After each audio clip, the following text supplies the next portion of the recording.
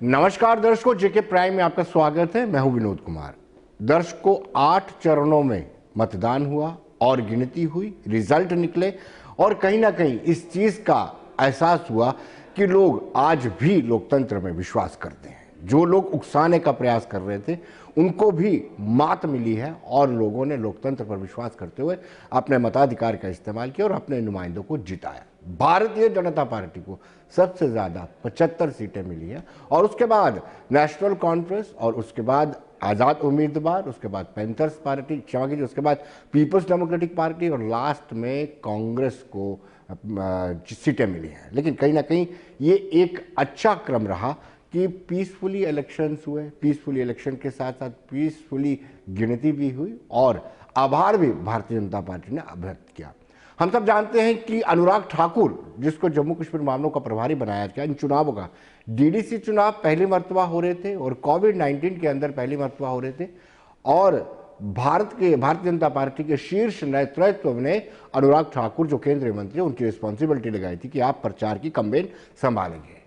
हालांकि तरुण चुघ जो राष्ट्रीय महासचिव, वो भी यहीं पे कैंपिंग किए हुए थे और बड़े नेता शाहनवाज हुसैन या कितने, स्मृति ईरानी, बहुत सारे नेता यहाँ पर आए हुए थे। General VK Singh, retired general VK Singh भी यहाँ पर आए हुए थे। सब ने प्रचार किया और प्रचार के रिजल्ट भी अच्छे आए कि जम्मू प्रोविंस की बात करें तो जम्मू प्रोविंस में 6 ऐसे जिले हैं जिनमें भारतीय जनता पार्टी अपना चेयरमैन बनाने की पोजीशन है। बाकी जिलों में भी जोड़ तोड़ का कोशिश जरूर की जाएगी, लेकिन 6 में बिल्कुल स्पष्ट बहुमत उनको मिल चुका है कि वो अपना बना सकते हैं। और शायद यही कारण था कि अनुराग ठाकुर ने बाकायदा एक प्रेस कॉन्फ्रेंस की और प्रेस कॉन्फ्रेंस करने के बाद आभार व्यक्त किया। हिंसा मुक्त हुए, ना भय हुआ, ना हिंसा हुई और निष्पक्ष चुनाव यहां पर हुए हैं, जिसके लिए इलेक्शन कमीशन को, यहाँ के अधिकारियों को, सुरक्षा बलों को मैं उनका आभार प्रकट करता हूँ। वहीं पर ऐतिहासिक चुनाव के लिए जम्मू कश्मीर की जनता को बहुत बहुत बधाई देता हूँ। डराने का प्रयास किया गया, आतंक की बात की गई, बंदूक उठाने की बात की गई, लेकिन यहाँ के लोगों ने 8 चरणों के इन चुनावों में बढ़ चढ़कर भाग लिया। सैकड़ों लोगों ने चुनाव लड़ा, लाखों लोगों ने मतदान किया और कुल मिलाकर दुनिया के सबसे बड़े लोकतंत्र में जम्मू कश्मीर के राज्य में एक सफल चुनाव जिला परिषद के हुए। उसके लिए जीत जमहूरियत की हुई, जनता की हुई, जनतंत्र की हुई। 51% से ज्यादा पोलिंग हुई, जो अपने आप में पिछले के चुनावों की तुलना में बहुत अच्छी थी। यही नहीं, कुछ प्रोपेगेंडा चलाया गया। जिस तरह से देश भर में मोदी जी के खिलाफ कभी महागठबंधन होता तो कभी गठबंधन होता था, जम्मू कश्मीर में नया नाम गुपकार गैंग के रूप में दिया गया। बहुत सारे दल इसमें इकट्ठे हुए, लेकिन ये सब इकट्ठे होकर भी भारतीय जनता पार्टी और नरेंद्र मोदी जी को चुनौती नहीं दे पाए। हमने इससे पहले भी, चाहे उत्तर प्रदेश हो, बिहार हो या देश के चुनाव हो, चाहे हैदराबाद के चुनाव हो, वहां पर भी भारतीय जनता पार्टी और कमल खिला। नरेंद्र मोदी जी के नेतृत्व में भारतीय जनता पार्टी आगे बढ़ी और यहां पर भी देखा जाए, इन चुनावों में भी जो आंकड़े मैं आप सबके सामने रखने जा रहा हूं वो बहुत महत्वपूर्ण है। भारतीय जनता पार्टी को इन चुनावों में 75 सीटें मिली, जो सबसे ज्यादा है। भारतीय जनता पार्टी को जम्मू कश्मीर में सबसे ज्यादा सीटें मिली 75 और वोट शेयर भी सबसे ज्यादा मिला 38.74%। और अगर आप पूरी गुपकार गैंग को मिला लेंगे तो पूरी गुपकार गैंग का कुल मिलाकर वोट परसेंटेज केवल 32.96% बनता है। और अगर कुल वोट गिनेंगे तो भारतीय जनता पार्टी को कुल मिलाकर वोट मिले हैं 4,87,364 वोट केवल भारतीय जनता पार्टी को मिले और एनसी, पीडीपी और कांग्रेस का वोट मिलाकर 4,77,000 बनता है, जो भारतीय जनता पार्टी के वोट से काफी कम है। यह अपने आप दिखाता है कि जम्मू कश्मीर की जनता ने नरेंद्र मोदी जी की नीतियों पर मुहर लगाई है। दर्शकों, अनुराग ठाकुर ने यह भी कह दिया है, यह भी स्पष्ट कर दिया है कि जब भारतीय जनता पार्टी को जीत मिली है तो इस बात की तस्दीक करता है कि 370 हटाया जाना, 35 से हटाया जाना, इसको लोगों ने पसंद किया है और इसके फेवर में ही वोट भी किया है। आइए देखते हैं। 370-35 से हटने पर जम्मू कश्मीर की जनता प्रसन्न है।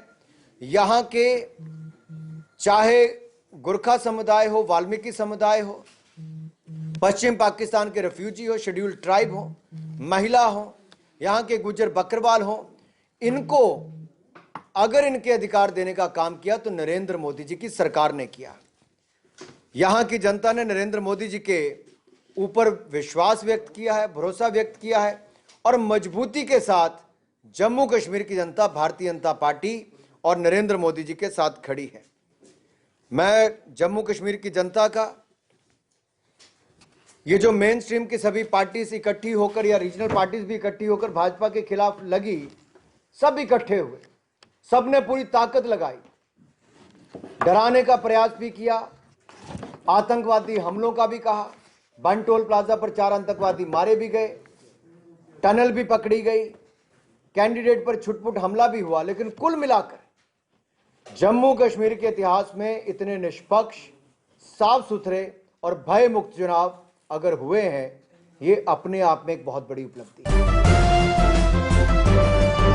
दर्शकों, इससे पहले रविंद्र रैना ने प्रेस कॉन्फ्रेंस का आगाज किया और आभार व्यक्त किया, सिक्योरिटी फोर्सेस का, इलेक्शन कमीशन का आभार व्यक्त किया, लोगों का आभार व्यक्त किया, पार्टी कैडर्स का आभार व्यक्त किया और लोकतंत्र पर विश्वास करने वाले लोगों का आभार व्यक्त किया। 70 वर्षों में पहली बार जम्मू कश्मीर में जो जिला परिषद के चुनाव हुए, यह हमारे लोकतंत्र की बहुत बड़ी जीत हुई है। माननीय प्रधानमंत्री श्रीमान नरेंद्र मोदी साहब ने लाल किले की प्राचीर से तिरंगा झंडा फहराते हुए जम्मू कश्मीर की जनता को आश्वस्त किया था कि जम्मू कश्मीर के अंदर पंचायती राज कानून जो पूरे देश के अंदर लागू है, वो यहां लागू किया जाएगा। और हमारे माननीय प्रधानमंत्री जी ने जम्मू कश्मीर के अंदर पंचायती राज कानून लागू करवाकर आज जिला परिषद के चुनाव सफलतापूर्वक जो संपन्न हुए हैं। दर्शकों, अब हम बात करेंगे नेशनल कॉन्फ्रेंस की। नेशनल कॉन्फ्रेंस की उम्मीदें बढ़ गई हैं और जिस तरीके से उनको कश्मीर में और जम्मू में सीटें मिली हैं, उससे उनका मनोबल बढ़ गया। और शायद यही कारण था कि आज डॉक्टर फारूक अब्दुल्ला ने बाकायदा एक सम्मेलन बुलाया था, कॉन्फ्रेंस बुलाई थी, जिसमें पार्टी कैडर्स को उन्होंने संबोधित किया। और खासतौर पर उमर अब्दुल्ला का कहना था कि अगर हम अलायंस में ना होते, अगर हम गुप्कार अलायंस ना बनाते, तो डॉक्टर फारूक अब्दुल्ला की झोली में और भी सीटें डाल देते। आइए देखते क्या कहना है।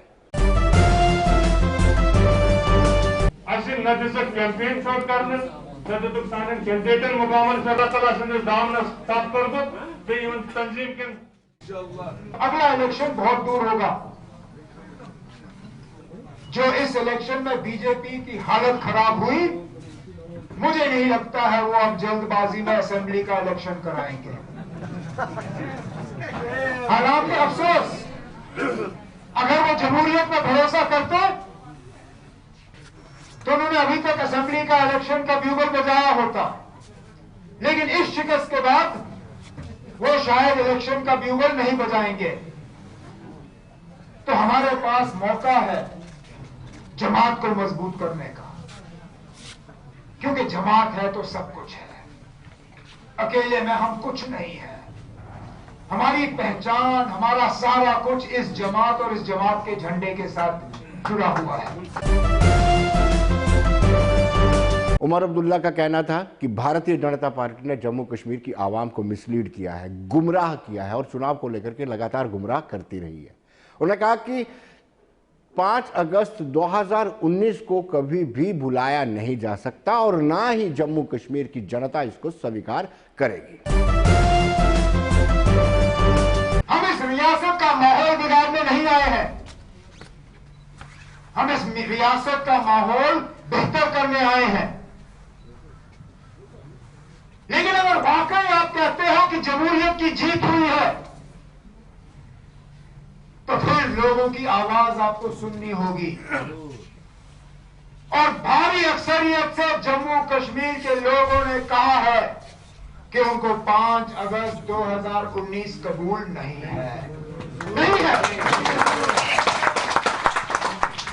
ये मेरा कहना नहीं है। अब कल तक तो आप कह रहे थे ये उमर अब्दुल्ला हवा में बात कर रहा है, फारूक अब्दुल्ला के पीछे कोई खड़ा नहीं है, ये पीपल्स अलायंस, ये 2 खानदानों का अलायंस है, इनके साथ लोग नहीं है। अब हमने इलेक्शन में हिस्सा लेके आपको बताया है कि लोग भी हमारे साथ हैं। अब कब तक आप दुनिया को ये बताते रहोगे कि कश्मीर के लोग 15 अगस्त 2019 को पसंद करते हैं? कब तक दुनिया को बताते रहोगे कि जम्मू कश्मीर की आवाम जो है उनको 370 से कोई लेना देना नहीं है? क्योंकि अगर आपका यह प्रोपेगेंडा सही होता, आज आपकी यह हालत नहीं होती।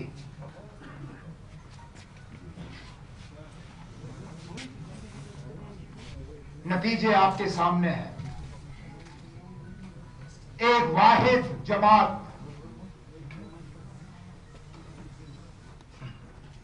जिसकी जड़ कश्मीर में भी, जम्मू में भी, इस इलेक्शन ने साबित किया है कि आप नेशनल कॉन्फ्रेंस के खिलाफ, नेशनल कॉन्फ्रेंस की क़यादत के खिलाफ जो भी हरबे इस्तेमाल करो, जो भी साजिशें रचाए, जो भी प्रोपेगेंडा रचाए,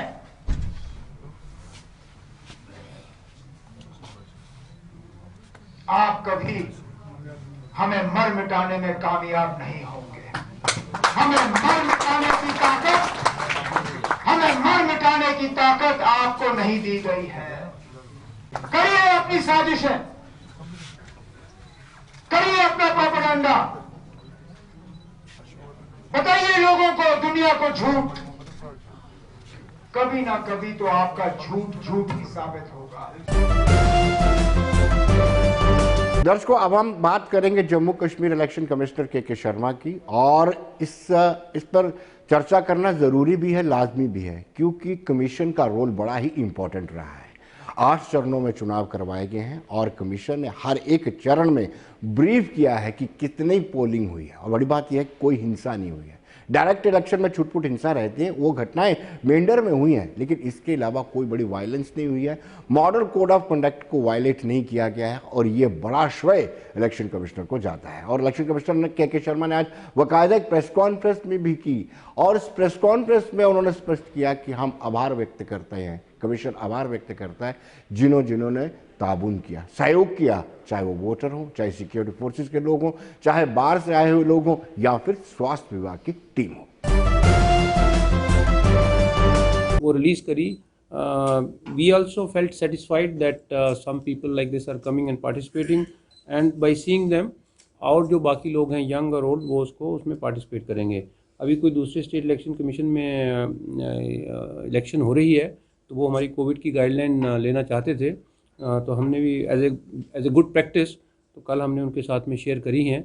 और हमें लगता है कि जहाँ तक हमने सारे इलेक्शन कमीशन से सीखा और इलेक्शन कमीशन ऑफ इंडिया की जो ओवर आर्चिंग गाइडलाइन रहती हैं उसके अंदर इलेक्शन ये वाली करवाई, हमारी जो कुछ एक्शन यहाँ लिए गए हैं उसका भी प्रयोग दूसरे लोग भी शायद देश में करेंगे, which is a matter of satisfaction for us also that we have been trying to come forward. आने वाले समय में स्टेट इलेक्शन कमीशन जो इस बार की इलेक्शन हुई है, पंचायत रोल्स में लोगों के नाम आना, उनको अपग्रेड करना, वो एक्सपीरियंसेस भी हम खुद उनको स्टडी कर रहे हैं, और कमीशन का काम आने वाले समय में डीपन होगा। और रोल्स जो हैं पंचायत की, अर्बन लोकल बॉडीज़ की, उसमें और स्टैंडर्डाइजेशन और जो बेस्ट प्रैक्टिसेस कंट्री की हैं वो उसमें होंगी। हम आपके साथ में एक ये प्रेस रिलीज शेयर करेंगे जिसमें ये वोट्स की इन्फॉर्मेशन है, कौन सी पार्टी को कितने मिले हैं, ये आपको अभी मिल जाएगी थोड़े समय में। And the people who have made the election successful, I would with your presence here like to recognise any election can be successful only if people come out and participate, and people, because they are the ones who are going to vote, so that we have all seen that people have come out in Jammu and Kashmir It's a matter of great satisfaction for all of us, for you all who are also part of our society in Jammu and Kashmir, and for that matter, if some of you are from rest of the country who are based here to cover the news, you are also a very important stakeholder. That's how you are here. So their presence. Secondly, the political parties, the national parties, the parties from Jammu and Kashmir who are registered with the Election Commission of India, whether recognized or unrecognized. State Election Commission does not have its own separate list of parties. So हम जो follow करते हैं, जो election commission से registered parties हैं, चाहे वो recognised हैं या अनरिकोगनाइज्ड, हमने उनको वही सभी फैसिलिटीज़ दी जो इलेक्शन कमीशन ऑफ इंडिया उनको प्रोवाइड करता है। ये इस चीज़ों का पता नहीं चलता है क्योंकि वो पार्टीज़ आती हैं, उनको कितनी गाड़ियाँ मिलना, उनके स्टार कैंपेनर्स को इनेबल करना, उनका खर्चे का ध्यान रखना, तो ये सारी चीज़ें बीच बीच में हो रही थी। और सभी पार्टीज़ की जो हमारे साथ इंटरेक्शन रही है, हमने स्टेट इलेक्शन कमीशन ने उनको इनेबल किया इमीडिएटली। जैसे हमारे अधिकारियों ने उसका जो हमारे सेक्रेटरी साहब यहाँ बैठे हैं, government of Jammu and Kashmir was kind to provide 2 senior officers who worked as officers in special duty in the state election commission. They are also here with me sitting. So these 3 senior officers and myself, we made sure that जो election कराने के लिए political parties को support चाहिए, उनका हक है, लेकिन उनके हक को एक टाइमली तरीके से उनको दे पाना और उनको इनेबल करना, ताकि उनके जो कैंपेनर्स हैं, उनके जो रिप्रेजेंटेटिव्स हैं, वो कश्मीर में जाएं, डिफरेंट डिस्ट्रिक्ट्स में जाएं, पुंछ राजौरी में जाएं, डोडा किश्तवाड़ में जाएं, कठुआ बसोली, जहाँ भी जाना चाहें, उनको इनेबल करने के लिए ये सारा काम किया गया पॉलिटिकल पार्टीज़ के लिए। और I was thanking, I wanted to recognise that who are this people who matter. So firstly it is the voters, वो जम्मू कश्मीर के लोग, पॉलिटिकल पार्टीज़, इंडिपेंडेंट कैंडिडेट्स जो अपने बलबूते के ऊपर ये इलेक्शन लड़ रहे हैं। सो इन सबको like to thank them from the State Election Commission side that if there has been a good election, then it is because of their work. दर्शकों, अब हम बात करते हैं पीपल्स डेमोक्रेटिक पार्टी की। पीपल्स डेमोक्रेटिक पार्टी की अध्यक्षा और former chief minister Mehbooba Mufti ने आज प्रेस कॉन्फ्रेंस बुलाई और इस प्रेस कॉन्फ्रेंस में अपने कार्यकर्ताओं का आभार व्यक्त किया। उनका कहना था कि हमें प्रचार का अवसर नहीं मिल पाया, लेकिन उसके बावजूद भी जो पार्टी कार्यकर्ताओं ने किया है वो अविस्मरणीय। There was no preventive detention order कि जो उनको दिया हो हाथ में, कोई समन नहीं, कोई अरेस्ट वारंट नहीं, उठा के ले जाते हैं और कहीं रखते हैं। और उसके बाद यहाँ कुछ, मुझे मालूम नहीं है कौन है वो प्रेस वाला, मैं उसका नाम नहीं लेना चाहती हूँ, उसने शुरू किया जी मनी लॉन्ड्रिंग में उनकी पूछताछ हो रही है। आज तक उनसे कोई बात ही नहीं किसी ने की। एक तो बिजबेड़ा थाने में है और नईम साहब यहाँ MLA हॉस्टल में, और बशीर मीर को कहीं वहीं रखा हुआ है। तो मैंने इसलिए बुलाया कि मैं आपसे कहना चाहती हूँ कि मुझे कई बार कन्वे किया गया कि आप जो है अपने फ्यूचर के बारे में सोच लीजिए, जम्मू कश्मीर की फ़िक्र करना छोड़ दीजिए आप। चूँकि मैं उस बात पे आमादा नहीं हुई, मैं कोई बहुत बड़ी हस्ती नहीं हूँ, मैं कुछ बहुत बड़ा जम्मू कश्मीर में कोई बहुत बड़ा मसला मेरे हाथों से हल नहीं हो सकता है, मगर जो जम्मू कश्मीर के मजलूम लोगों की आवाज़ है, जो जम्मू कश्मीर के लोगों का 370 की वजह से जो यहाँ लोगों को दिन दहाड़े एक डाका डाला गया, उसकी आवाज़ मैंने उठाई है और आगे भी उठाते रहूँगी। तो मैं आपके माध्यम से, आपके ज़रिए से, जो इन्होंने NIA हो, ED हो, CBI हो, उसको इन्होंने अपने हथियार बनाए हुए हैं। हालांकि they are very serious agencies, they are suppose to investigate very serious charges. आप इमेजिन नहीं करेंगे, ये लोग इतने गिर गए हैं कि मुफ्ती साहब के मकबरे को भी अब ये ऑडिट कर रहे हैं कि वहाँ जो मकबरा बना वो पैसा कहाँ से आया। एक इंसान जिसने इनके साथ हाथ मिलाया, एक बड़े मकसद की खातिर इन पे भरोसा किया, आज जबकि वो इस दुनिया में नहीं है, तो उनके मकबरे, उनके जो मकबरा है वहाँ पर, उस पर भी ऑडिट चल रहा है कि वो जो हमें इंफॉर्मेशन मिल रही है। तो मैं आपके माध्यम से दिल्ली में जो सरकार बैठी है, जो लोग भी बैठे हैं, ये जो अफरा तफरी फैला रहे हैं, ये जो हमारे जो मेरे भाई के दोस्त हैं, अगर किसी से लोन लिया हुआ है, मतलब कर्ज लेना भी हमारे लिए अब करप्शन बन गया, गुनाह बन गया है। मेरी कोई प्रॉपर्टी नहीं, मेरी बहन है, डॉक्टर है, she is a very highly qualified doctor, उसके हस्बैंड भी बहुत बड़े डॉक्टर हैं, वो हज़ारों डॉलर वहाँ टैक्स पे करते हैं। उसने यहाँ ज़मीन खरीदी हुई है, उसका मकान है, उसकी दिल्ली में भी प्रॉपर्टी है, तो उसके पीछे भी उसको भी कुरेदना शुरू कर दिया है। मेरी मम्मी का कहीं अकाउंट है, उसको कुरेदना शुरू कर दिया है। तो ये बीजेपी जो है उनके पास कोई पॉलिटिकल दलील नहीं है। They are not fighting me politically. I want to tell them, मैं आपके मीडियम से I want to tell all the BJP leaders कि आपके पास इतनी बड़ी ताकत है, आपके पास इतने मेंबर पार्लियामेंट है, आपके पास सरकार है। अगर आपको फाइट करना है मुझसे तो पॉलिटिकली फाइट करो। Fight me politically, not through NIA, ED and CBI। अगर मुझसे जंग लड़नी है तो पॉलिटिकली लड़ो मुझसे, ज़मीन पे कदम रख के लड़ो। ये आसमानी कभी NIA, कभी ED के छापे, कभी CBI के छापे, इसमें क्या मिलेगा आपको? मेरे पास क्या है? दर्शकों, किसान सड़कों पर है, किसान आंदोलन चल रहा है और अन्नदाता ठंडे कड़ाके की ठंड के बीच में संघर्ष कर रहे हैं। लेकिन आज विश्व किसान दिवस है और किसान अपने आप को लेकर के खुशकिस्मत भी महसूस कर रहे हैं। जिन किसानों से हमने बातचीत की उनका ये मानना है कि प्रधानमंत्री नरेंद्र मोदी की अगुवाई वाली सरकार के कार्यकाल में पहली मर्तबा डायरेक्ट अकाउंट्स में उनके पैसे आए। ठीक है, खुशी वाला दिन है, ध्याड़ा अज हुंदा किसाने का, अन्नदाते का, जिहड़ा किन्ना फसल देइए बेचारे इन्हें अन्नदाता राशन करा देन। और असें ठीक है, मोदी साहब ठीक करा देन किसाने वास्ते, किसाने की कुछ मुआवजा दिंदे रहिंदे न। फायदा ये मिलेगा कि जिहड़ा किसाने के खाते च पैसे पाए थोड़े जी, और मुआवजा भी मिलता रहता। और सबसे पहले तो मैं सभी किसान भाइयों को वर्ल्ड ये जो किसान डे मनाया जा रहा है उसके लिए शुभकामनाएं देता हूं, और मोदी साहब जी का भी शुभकामनाएं देता हूं कि ये जो उन्होंने हम किसान भाइयों को इतने अच्छे अच्छे फ़ायदे दिए, किसानों के खाते में 6,000 रुपया सीधा अकाउंट में आ रहा है, और कोई भी सुविधाएं हो सीधा किसानों के खाते में आ रही है। और बहुत ही अच्छा किसान भाई मेहनत करते हैं। यहाँ के जितने भी किसान हैं, जम्मू के, बाहर के, सब किसान भाइयों को मैं ये बोलता हूँ कि अच्छे से किसानी करें और ताकि लोगों का पेट भर सकें। और हम ये जो किसान भाई हैं, ये अन्नदाता है, इसकी अच्छे से देखभाल करें सारे लोग। फायदा महाराज, सानू फायदा जो मोदी सरकार आई है महाराज, किसानों की फायदा महाराज। जि'यां साड़ी फसल खराब हो जाती है, पहले सानू कोई पुछदा नहीं है। भी मोदी सरकार जदों आई दी है उदों दा महाराज इन्ने मजे बजे दे महाराज। मोदी सरकार दे राज च सब कुछ मिला दा किसाने की जी। किसाने यही है, हम मुबारक देना चाहते हैं महाराज, अपना खुशी के ना काम करो।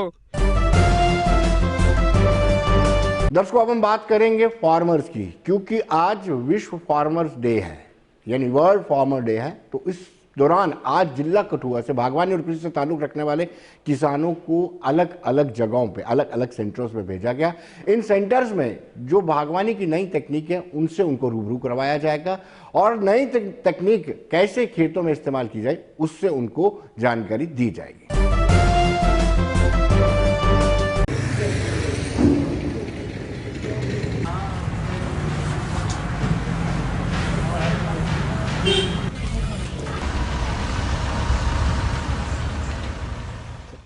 पैंतीस जो हमारे प्रोग्रेसिव ऑर्चिडिस्ट हैं, फार्मर्स हैं, इनको हम विद इन द यूटी जो भी हमारे रिसर्च सेंटर्स हैं, हमारी ऐसी डिस्ट्रिक्ट्स हैं जहाँ पे एक अच्छे काम हुए हैं, जहाँ पे प्रोग्रेसिव फार्मर्स ने नई नई चीज़ों की जो नई टेक्नोलॉजीज़ हैं उनको ग्राउंड पे अमल में लाया है, उधर इनको एक्सपोजर विज़िट के लिए भेजा जा रहा है ताकि ये वहाँ की बेस्ट प्रैक्टिसेस देखें और उसको ग्राउंड में इम्प्लीमेंट करने की कोशिश करें। मेरी अभी इनके हॉर्टिकल्चर डिपार्टमेंट के जो सब्जेक्ट मैटर स्पेशलिस्ट हैं इनसे बात भी हो रही थी। देवर सेइंग कि इनको हम स्क्वास्ट में भेजेंगे, शेर कश्मीर जो university of agriculture science and technology है। रामबन में हमारी ऑलिव की फार्मिंग बड़े अच्छे लेवल पे हो रही है, जो इंडो इटालियन रिसर्च के तहत हो रही है। वहाँ भी इन लोगों को भेजा जा रहा है क्योंकि हमारे जो टेम्परेट रीजन्स हैं इनमें इन चीज़ों का काफ़ी स्कोप है, वॉलनट्स का, ऑलिव्स का। और हमारे जो फार्मर्स हैं, मतलब इनको अभी भी ये जो ट्रेडिशनल फार्मिंग पे ही फोकस्ड हैं ज़्यादा। जो नई रिसर्च हो रही हैं कैसे ये अपनी कॉस्ट बेनिफिट रेशो बढ़ा सकते हैं, अभी उन पे इतना फोकस भी नहीं है और इनको नॉलेज भी नहीं है। किताबी नॉलेज तो हम दे देते हैं, बट जो फर्स्ट हैंड नॉलेज है कि कैसे वहाँ के किसानों ने कैसे काम किया है, ये उधर जाके ये सीखेंगे। दर्शकों, विटामिन सी, आंवला, उसकी हम बात करेंगे क्योंकि आज विश्व किसान दिवस है। तो आंवले को मंडी में बेचा जाता है, लेकिन मंडी में एक सही कीमत किसानों को नहीं मिल रही है और किसान चाहते भी हैं कि मंडी में उनको पर्याप्त कीमत मिले ताकि वो अपने आंवले को सेल कर सके, लेकिन ऐसा नहीं हो रहा। आइए देखते हैं।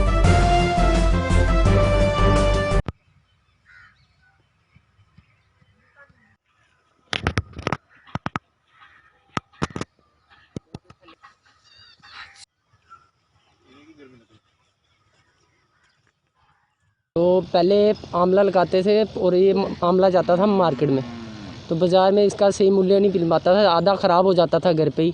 फिर डिपार्टमेंट वाले आए हमारे पास, तो इनसे हमने बातचीत की, तो इन्होंने हमें गाइड किया थोड़ा सा। फिर हमने आंवला मुरब्बा बनाया, आंवला चटनी बनाई और भी 1-2 आइटम जो आंवले की हमने बनाई और वो डायरेक्ट हमने मार्केट में लॉन्च कर दिया। पहले कितने पैसे मिलते थे मंडी में, अब कितने? पहला आंवला 5 रुपये 6 रुपये किलो जाता था। अब जो मुरब्बा बना के बेच रहे हैं वो 1 किलो का डब्बा है, वो 120 का जा रहा है। हमें इससे मतलब अच्छा प्रॉफिट हुआ। हमने यहाँ पर आंवले का बाग लगाया हुआ है। पहले हम ये मंडी में बेचा करते थे, वहाँ पर हमें 3-4 रुपये किलो के हिसाब से बिकता था, काफ़ी वेस्ट होता था।